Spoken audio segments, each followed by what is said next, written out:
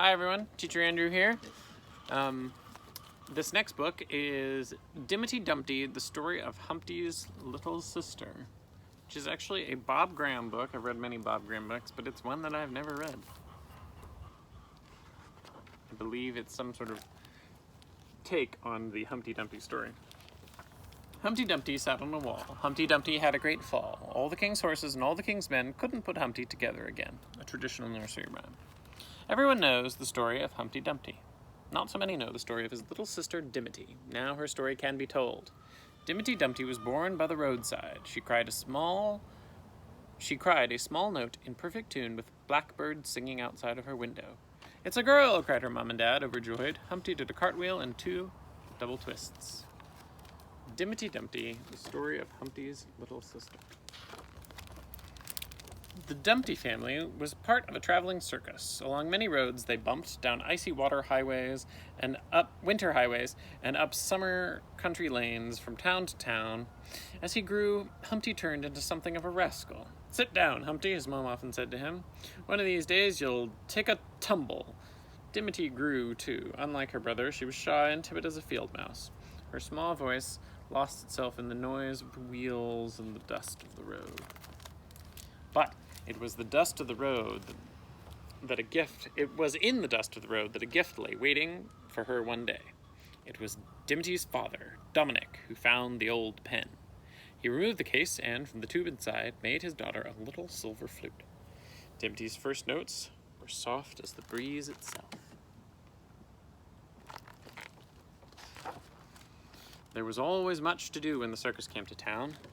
The hen to be fed and watered, ropes to be pulled, stakes to be hammered in, the big top to go up.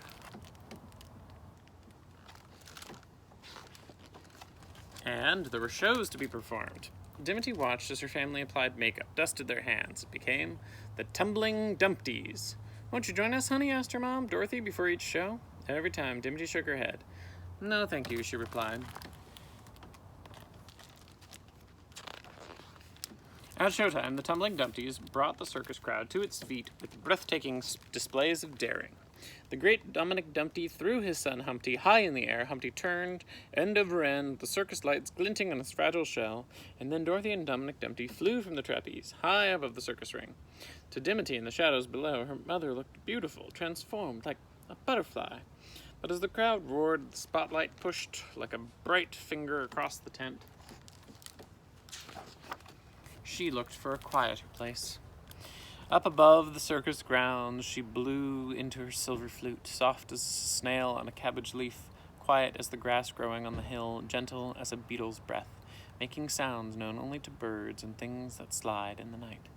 No spotlight had ever caught Dimity in its bright glare.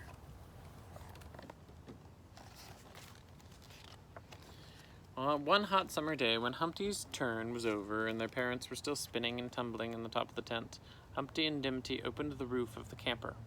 Dimity's fingers found a cool little tune on her flute. Humpty's fingers found his mom's lipstick. "That's not too clever, Humpty," gasped Dimity when she saw what he was doing. "To write your name on your own wall."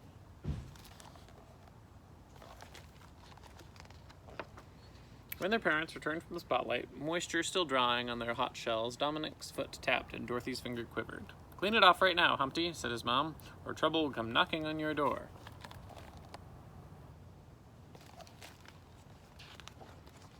And trouble did come calling the following afternoon when Humpty, once more with time on his hands, found a can of spray paint by the old factory wall. Yes, trouble arrived, along with the storm clouds brewing over the town.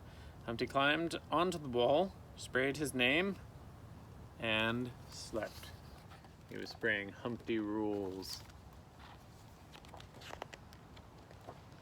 Passing soldiers and their horses were no help at all. "It's only an egg," said one soldier to another, and they returned to their barracks. "Only an egg! Only an egg! This egg, however naughty with spray paint, was someone's brother." And that Humpty had a great fall is known well enough. What is not known is the courage of his little sister. Far away, on the other side of the circus, Dimity heard a tremor in the wind and felt a flutter right down, deep in her little shell. She picked up her skirts and ran. Dimity stopped. Her hands went to her face. She took a deep breath, then removed her t-shirt and bandaged Humpty's leakage. She laid her little flute along Humpty's leg and wrapped her skirt around it. She tried to stop passers-by. "Please help my brother," she called, but nobody heard her. There was only one thing to do.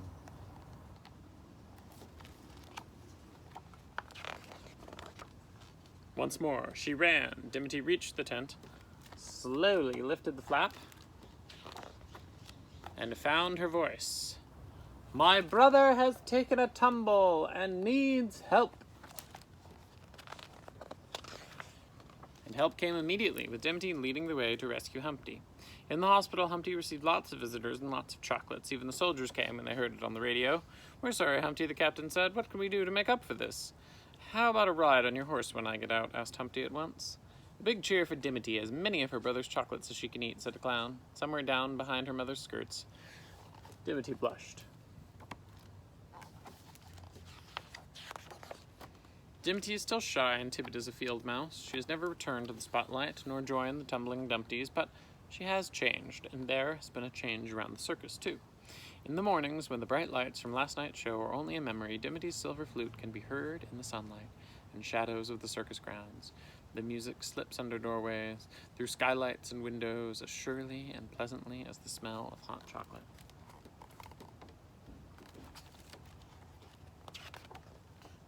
The high notes fly like swifts on a summer's morning, and the low notes whisper like wind in the pine trees, but Dimity's tunes can still be heard right across the circus ground. They sparkle like the sun on the water.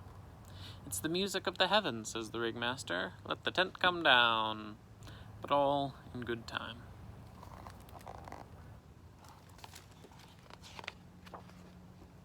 Only when she can play no more does the tent come down, until the next stop and the next show, somewhere down the road. As for Humpty, he made a full recovery and has put away his spray paint. He now flies on the trapeze with the tumbling Dumpties, and he rides the captain's horse in an act of his own.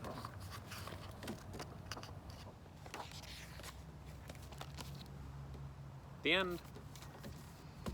Thanks for joining me. See you next time.